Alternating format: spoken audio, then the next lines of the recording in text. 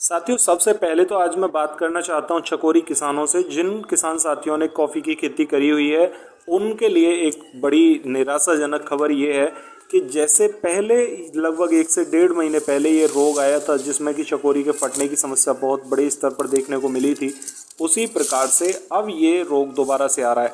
और साथियों, जिन भाइयों ने पहले स्प्रे कर दिया था और उनका रोग रुक चुका था, तो वो इस भ्रम में ना रहें कि हमने तो पहले दवा लगा दी है, अब हमारे खेत में नहीं है दिक्कत।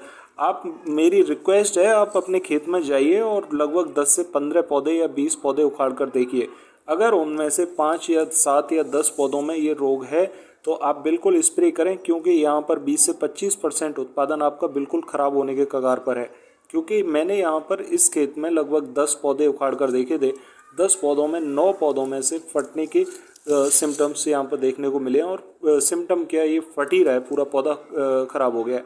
तो साथियों, अभी समय है, आप यहाँ पर लगभग 500 ग्राम बोरॉन ले लीजिए एकड़ ज़मीन के लिए, और 1 एकड़ ज़मीन में आप 180 लीटर पानी के साथ में मिलाकर स्प्रे कर दें।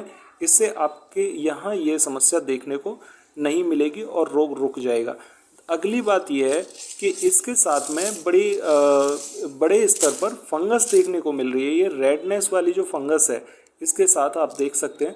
तो इस फंगस को रोकने के लिए आप कार्बेंडाजिम 12% और मैनकोजेब 63% ले लें 500 ग्राम।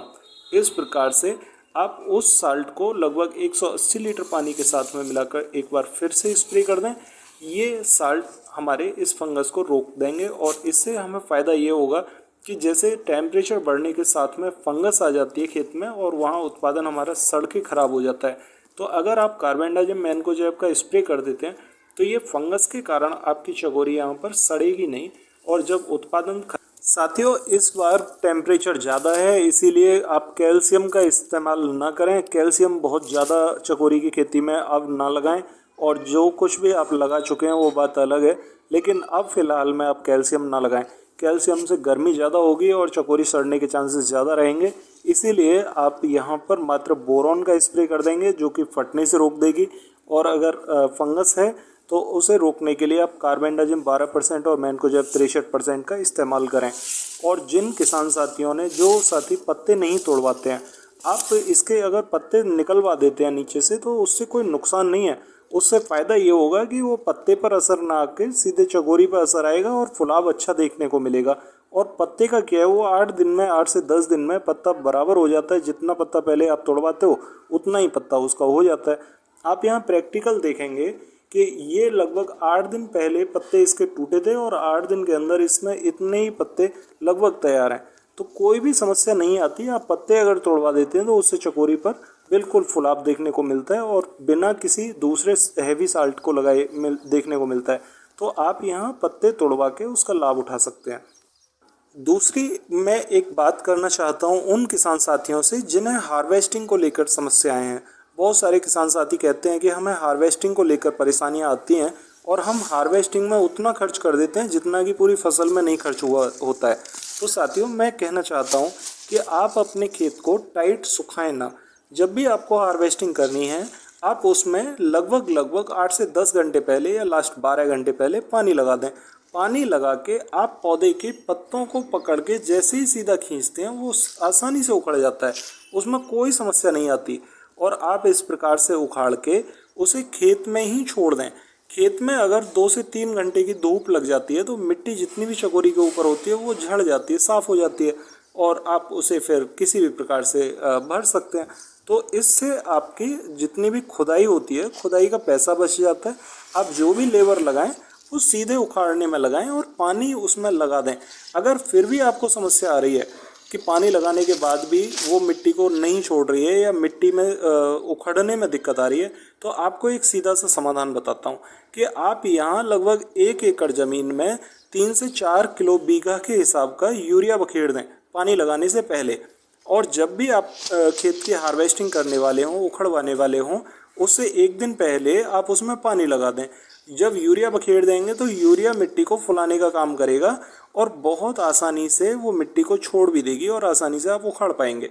आपको कोई समस्या यहाँ पर देखने को नहीं मिलेगी। फिर भी अगर आपको कोई क्वेरी है तो मैं, हार्वेस्टिंग जैसे ही होगी किसी भी फसल की, मैं वहाँ पर रियल वीडियो शूट करके आपको वीडियो दे दूँगा, उससे आपकी ये समस्या भी सॉल्व हो जाएगी। तो परेशान ना हो, आपको ज़रूर वीडियो मिलेगी।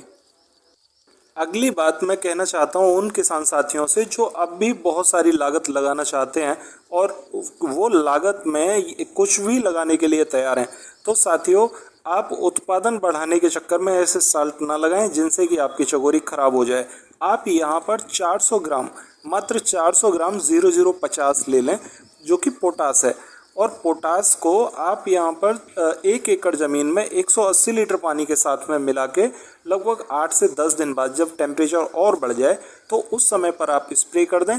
उससे आपके खेत में जो भी गर्मी से होने वाले नुकसान हैं उनसे बचत देखने को मिलेगी। अगर हम गर्मी से अपनी चकोरी को बचा पाते हैं तो हमारे जो नुकसान वेस्टेज के तौर पर होते हैं हम उनसे बच जाएंगे। अब कुछ क्वेरी हैं उन किसान साथियों की जो कहते हैं कि हमें हार्वेस्टिंग कब करनी चाहिए। तो साथियों, आपको जब तक प्लांट से ये परमिशन ना मिले कि भाई आप अपने खेत की हार्वेस्टिंग कर लें, तब तक आप हार्वेस्टिंग ना करें, जहाँ तक मेरी सलाह है। क्योंकि आप पहले से हार्वेस्टिंग कर लेंगे तो आपके खेत में ही आपका जो भी उत्पादन है वो खत्म हो जाएगा और प्लांट वहाँ पर ले ना ले कोई पता नहीं होता। तो आप पहले प्लांट से सलाह ले लें, उसी के बाद में आप अपनी हार्वेस्टिंग कराएं। और हार्वेस्टिंग जितना आप जल्दी करा लेंगे उतना बेस्ट रहेगा। जैसे प्लांट चालू हो उसी समय पर करा दें, और जितना आप लेट करेंगे उतना ही गर्मी में चला जाएगा और उसमें नुकसान देखने को मिलेगा। तो साथियों, आशा है कि अब आपको लगभग सारे सवालों के जवाब मिल चुके होंगे। फिर भी अगर आपकी कोई क्वेरी है तो आप कमेंट बॉक्स में ज़रूर पूछें, आपको रिप्लाई मिलेगा। तो मिलते हैं फिर अगली वीडियो में, तब तक के लिए नमस्कार किसान साथियों।